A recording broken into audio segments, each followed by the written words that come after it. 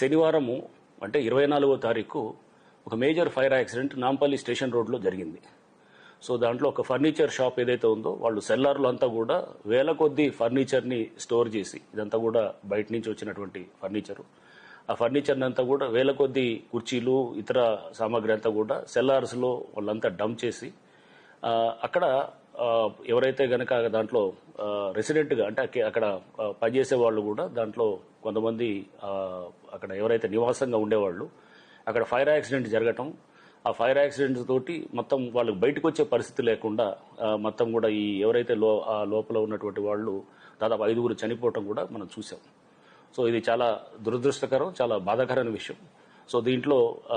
ఎందుకంటే వీళ్ళు అక్కడ ఆ బిల్డింగ్ ఎవరైతే ఉన్నదో ఆ ఓనర్ అతను మొత్తం పూర్తిగా అన్ని ఫైర్ సేఫ్టీ నామ్స్కి వైలేట్ చేస్తూ అక్కడ ఇన్ఫ్లేమబుల్ మెటీరియల్ అంటే వెంటనే అది మంటలు వ్యాప్తి చేయడానికి ఉండేటువంటి మెటీరియల్ అంతా కూడా అక్కడ డంప్ చేయటం, అక్కడ ఈ కుర్చీలో అవన్నీ దాంట్లో ఉండేటువంటి ఆ ఫోమ్ స్పాంజ్ ఏదైతే ఉంటుందో అది అంటుకోవటంతో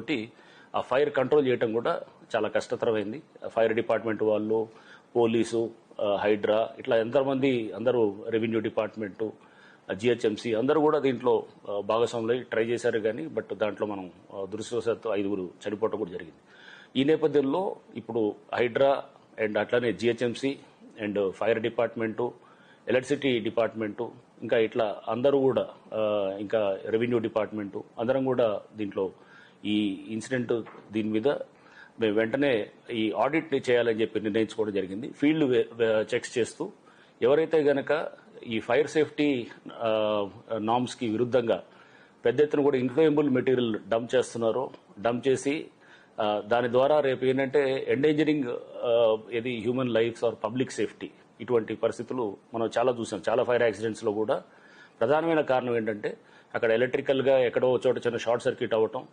అది ఆ షార్ట్ సర్క్యూట్ అయిన తర్వాత అక్కడ డంప్ చేసినటువంటి సెల్లార్స్లో కానీ ఆ బిల్డింగ్లో ఏదైతే ఇన్ఫ్లేమబుల్ మెటీరియల్ ఉందో